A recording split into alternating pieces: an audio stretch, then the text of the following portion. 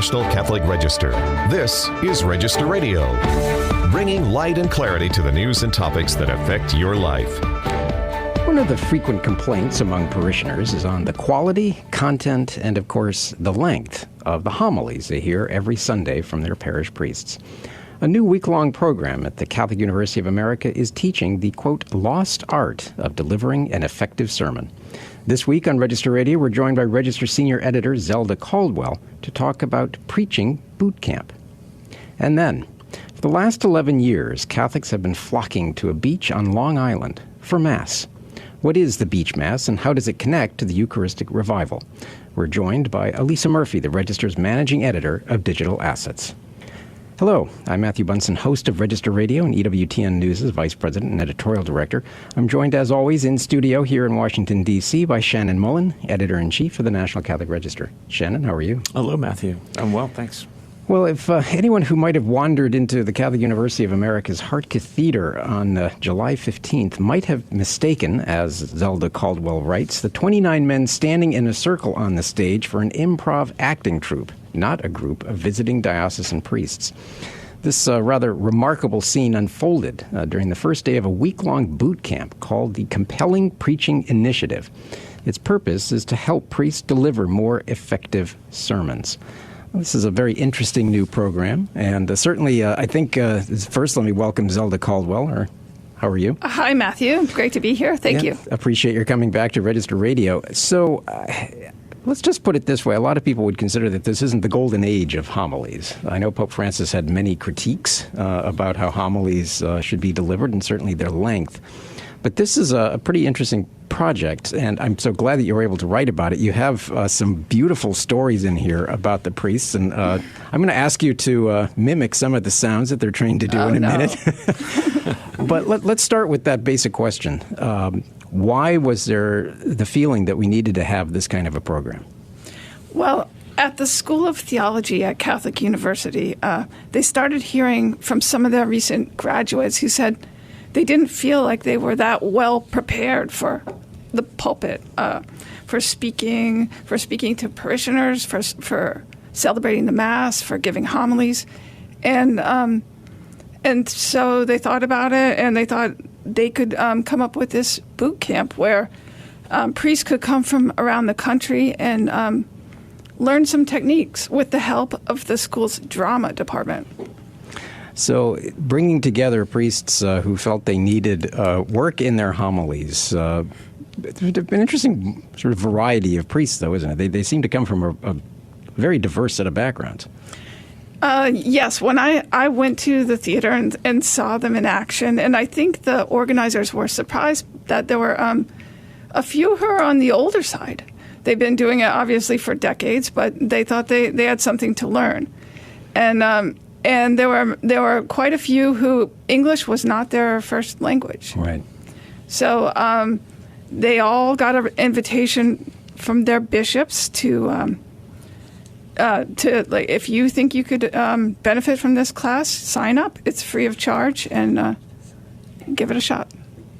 Yeah, Zelda, I love this story for so many reasons, but it's really the takeaway for me is that these priests were there for us, right? For our benefit. There's a lot of things, I'm sure, that other things that they could have been doing with their time, including just enjoying the summer months. But here they were, and so we're really, the beneficiaries of that.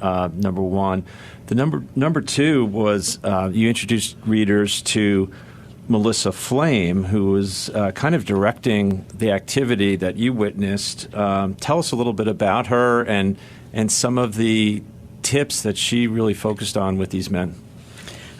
Melissa Flame teaches drama and voice and speech at Catholic University, and she's also a voice coach for professional actors at serious theaters in the D.C. area and in Baltimore, the Shakespeare Theater. And she has a way with the priests. She was a riot. She was hilarious. She got them to relax. She got them to stretch and touch their toes and massage their jaws and had them make all these funny noises and play these games. She called them theater games, where one would say "bah" and turn to the other, and he would say "bah," and then if another one would say "zip," and they'd have to direct the zip across to another priest through eye contact. So it taught them how to project their voices, how to connect with their audience, all with a game. And they seemed to be enjoying themselves. They were laughing.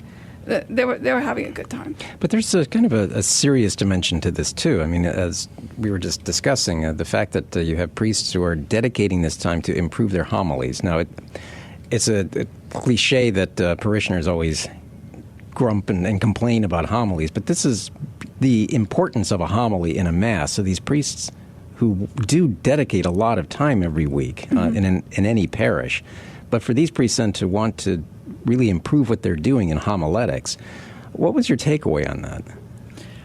Well, I found it heartening. She said that the most common mistake that a priest makes is he can spend a lot of time on his homily, preparing for it, praying about it, and he's thinking, "What I want to teach something. I want to teach about, say, forgiveness." But the thing he doesn't tend to think about is, what can he say that would cause the people in the church to do something about it? He's not thinking about it from their point of view. What could he say that might make them pick up the phone and call, that brother he hadn't spoken to for 10 years? So get them thinking that way about it. Yeah, it's effective speaking techniques with not just so people after Mass say, "Hey, I really loved your sermon, Father," but actually they're trying to get us to act right on what they're saying. So that's so interesting. I thought some of the things that she picked up on, one of it is that American speakers tend to trail off at the end of their sentences. Is that something that surprised you? I think we all know the experience of hearing a lecture and almost falling asleep, having to wake yourself up, and I think that might be part of it. Yes. Was there a prescribed length for a good homily, or does it really vary where you are and circumstances? Melissa Flame gave the priests a lot of credit that they could come up with the good homily themselves. So she wasn't, she didn't tell them exactly how long it should be. Okay, 5 minutes? Do you really think? 5 minutes? I know Pope Francis was thinking 5 to 10 minutes. Is that right? I think he said 10. 10, right? Yep. Yeah. Now, I know in places like Africa, I know I've been there at the Mass in Tanzania, for example, where the homilies could be 40, 45 minutes. And so it does vary significantly. I don't see many American Catholics willing to sit for 45 minutes for a homily. Yeah, but again, the content is always a question. But there's another aspect, too, in the story, if I'm remembering, where you talk about the fact that because of social media and other things, that people aren't used to listening. Oh, that's right. Well, they're not used to listening, and they're not used to speaking either. I mean, that's the point that Melissa Flame made to me was that these priests, they text, they write, and it's not just priests. It's actors, it's lawyers, it's anybody who has to speak for a living does a lot of it, typing. And so she says part of why she is doing this is why she does what she does, and she gets hired by a lot of people, including actors and lawyers, is to teach people the art of speaking. And her idea is that your voice can be the truest expression of you. And so the point of this is to help priests convey that, their authentic self. It's based on this book by Kristen Linklater, which is all the, it's no longer like The Rain in Spain, it's mainly the plane. It's right. Like they concentrate on teaching people how to use your authentic voice, be natural. Zelda, I know when you came back from this, you were utterly charmed by what you witnessed. We just have a few minutes, but there was another story that you had a similar reaction to, and this was about seminarians, so not even priests yet, but priests in training, and they've increasingly are going through what you call a digital detox. What's going on there, and what did you find out in that story? Yes, there's a trend for the first year of seminary. It's called the propedeutic year. Seminarians they take away their smartphones. They're not allowed to use them for anything. They can use computers and things to stay in touch with their families. They're not cut off from the world. But they found their formators have found that that they cannot develop spiritually as human beings or spiritually without this sort of detox. It's harming their development. So before they begin any academic studies, they spend a year working on this. And one of the first things they do is teach them just how addictive smartphones are. They teach them about dopamine, and all the seminarians I spoke to were so grateful for that year. They read more, they made friends, they could pray more, they could do everything because they weren't looking for that quick hit of dopamine that we all get whenever we respond to a text, whenever we hear the little notification on our phones. So it really was a lesson for all of us. Yeah, the term doom scrolling pops into my head, of the wasted time that all of us do on iPhones. But for a seminarian, this must be truly beneficial. Yes, all of them said it was the best year of their lives. High praise, yeah. So from your standpoint, in talking with these seminarians, but then also talking with these priests, what does this tell us about where we are in terms of our seminaries, but also in terms of our presbyterate? Well, I am very hopeful. I mean, those young men I spoke to, I mean, they were such great guys. I was so touched by how honest and open they were and how serious they took their vocations. And I saw it in the older men, too. I think there's a lot of positive things. There's a lot to be hopeful about. Yeah. Well, Zelda, I know we can find your stories, especially the Digital Detox First-Year Seminarians Fast from Smartphones at ncregister.com. Thank you so much for joining us, and I look forward to having you back. Thanks for having me. Well, you're listening to Register Radio here on EWTN Radio. Next up, we talk with registered digital editor Alyssa Murphy and hear about why beach masses on Long Island are drawing the faithful. Stay tuned here on EWTN.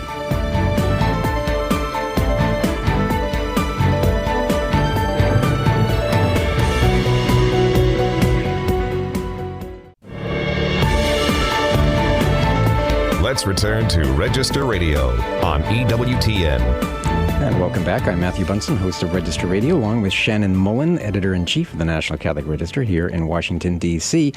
But right now we're talking about Long Island, New York, where 3 parishes, a tri-parish community, has banded together, and they've been doing this now for a decade, actually more than a decade, of holding beach masses. And the whole program, called Beach Catholic, is intended to bring people during the summer months to the ocean, to the beach for Mass. That raises a lot of questions in a lot of people's minds, and the perfect person to talk about that is Alyssa Murphy, who is our digital assets editor here at the National Catholic Register. Alyssa, so great to talk with you again. Likewise, glad to be here. So the title of your great piece, and I absolutely love the pictures that we were able to include, A Surf, Sand, and Sacrament. Hundreds attend Long Island's Beach Catholic Summer Mass. What is this for people who may be mystified at hearing this? You know, and some people frown upon the idea of Mass and the beach together. It conjures up images of flip-flops at church, right. A very faux pas to many. But what they're doing in Long Island is very unique, and it's actually been going on for over a decade. It started 11 years ago with an idea of Father Brian Barr, who's been there for a long time. He's been running this entire thing, and he just realized, one of the parishes is literally 50 feet from the beach. Then there's 2 other ones. It's a very beach community. And he said, why not have we ever done that? Have we ever had Mass at the beach? And he got the okay to do it. And fast forward 11 years later, a few weeks ago, I think it was 1,100. It's been climbing this past Sunday. They had 1,400 people there. And as you know, the beach is very casual, but Father Barr said, reverence was key. It was crucial in this entire organization of this Mass. And it really is reverent from, I've seen the images as well as speaking to some of the parishioners. I'm still seeing maybe I should go there for a weekend and check this out myself.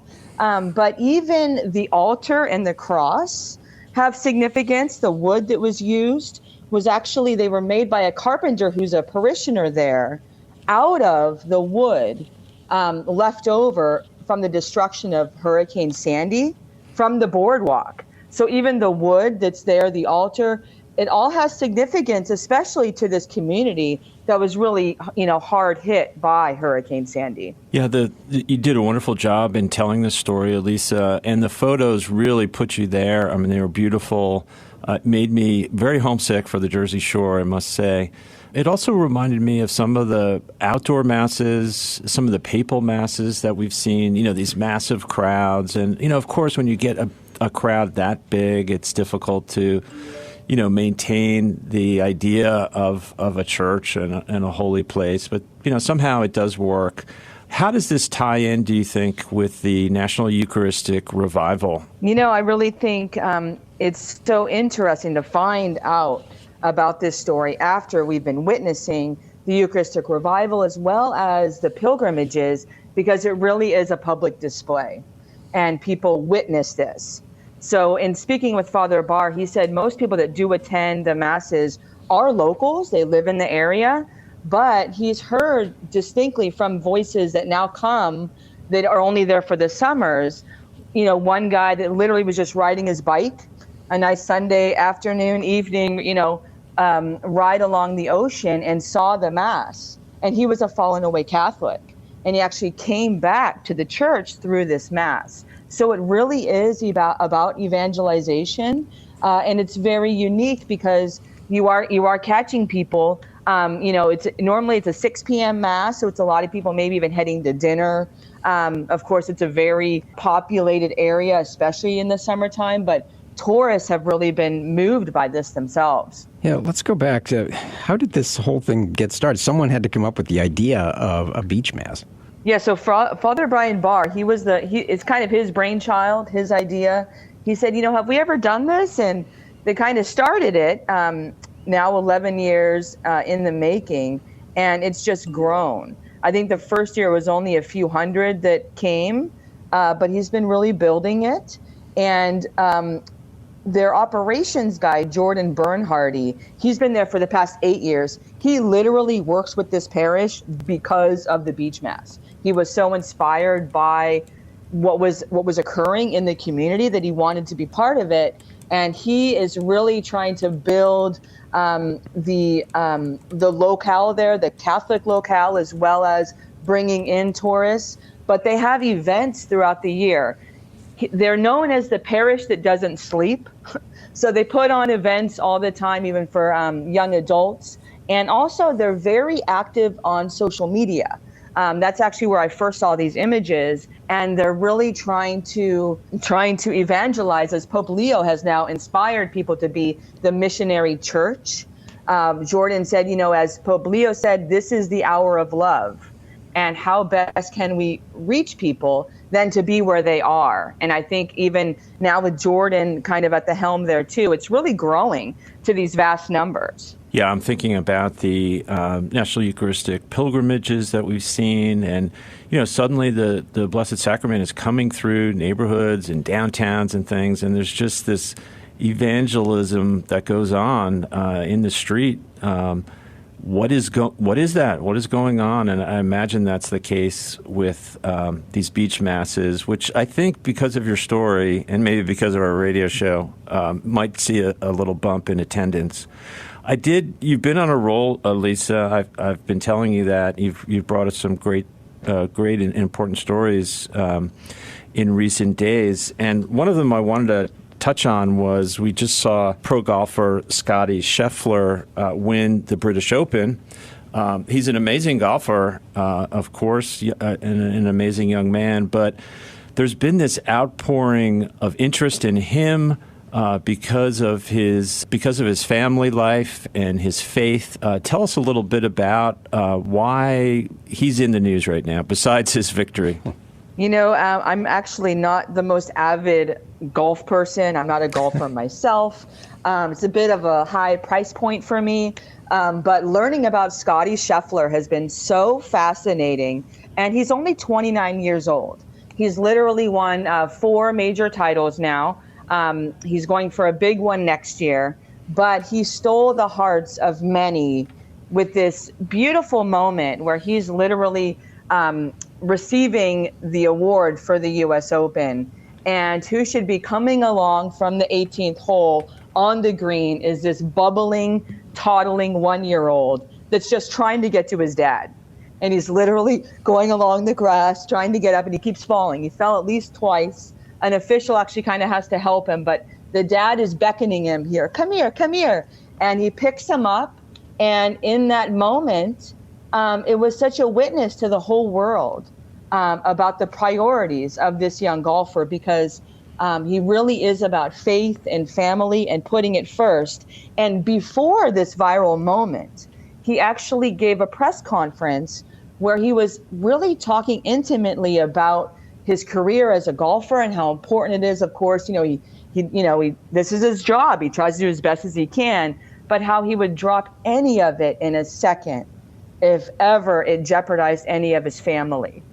I was going to say that one aspect, too, as a result of this is it's easy to criticize a lot of mass media and corporations and things in promoting sort of an agenda that's very contrary to certainly what the church believes and family life. But to its credit, Nike had, you were able to embed this, their post on X about priorities unchanged, they wrote, another major secured, and it's a picture of him winning a major golf event, but then saying you've already won, and it's a picture of him with his son. So this is a very positive image, not just for family life, but also for fatherhood at a time when fathers are really under attack in so many different ways in culture. That's so true. And also, just given Nike's track history, right. They've had tremendous amounts of promotions that really, are promoting transgenderism or a lot of the woke ideologies. So I'm glad they took this moment to capitalize on what Scottie Scheffler did, but